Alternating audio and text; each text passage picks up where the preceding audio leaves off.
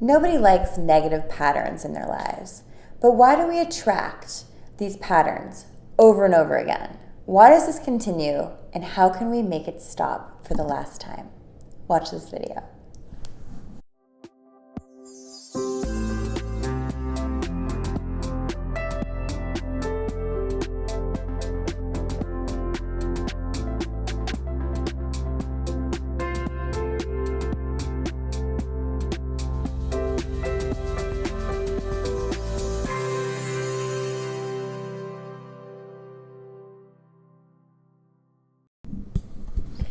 We all know about negative patterns, whether it be a negative relationship that we keep attracting the exact same dynamic with different people.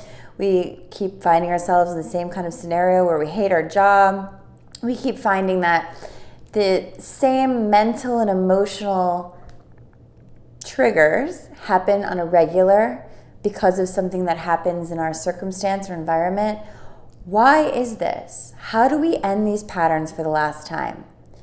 Well, the first thing is to understand that we are all searching outside of us to try to either fill or heal or change some feeling we're having from within us.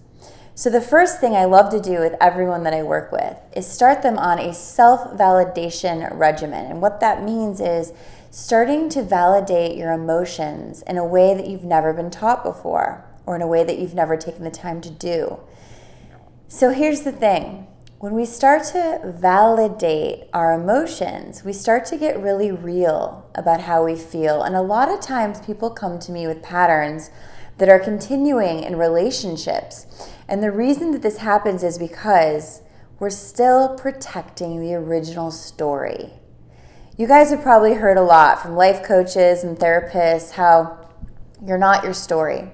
And when you release your story, your life changes. But it's not about releasing your story mentally or psychologically. It's about releasing the emotional bond that is still tied to that story. And what so many people don't understand is when we have a wound or we have something that happens early on in life, we perceive it emotionally. We don't yet know that there are multiple perceptions for things. We perceive through our emotional body. And what happens, and you guys might have heard me talk about this in the past, what happens is when we have a misperception or a misinterpretation that means something negative outside of ourselves happened to us because of us, or happened because we're not enough, or happened because we don't deserve it, or whatever it is that makes us think negative things about our own identity. There is a wound, an emotional wound.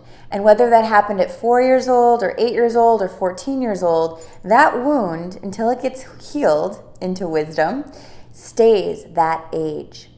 And a lot of times people do what I call a bypass or a spiritual bypass where, oh, I understand that now. It shouldn't be this way. I should be fine.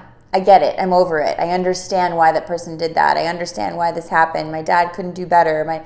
That's one part of it, is understanding that it happened and this is what happened. But the second thing to really understand is that wound that's 8 years old or 14 years old or however old for you has not upgraded just because you now psychologically understand it differently. We have to heal that emotional wound into the place that you need to be now, or it continues to attract from that level of wounding.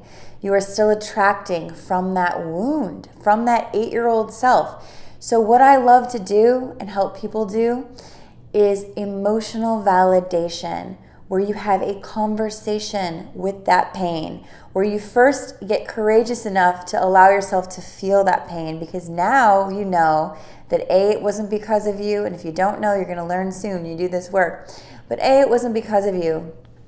B, you can change it and upgrade your story to what you would now prefer it to be with more insight and different perceptions. But also, you are able to handle it now. So B, you're able to handle it now.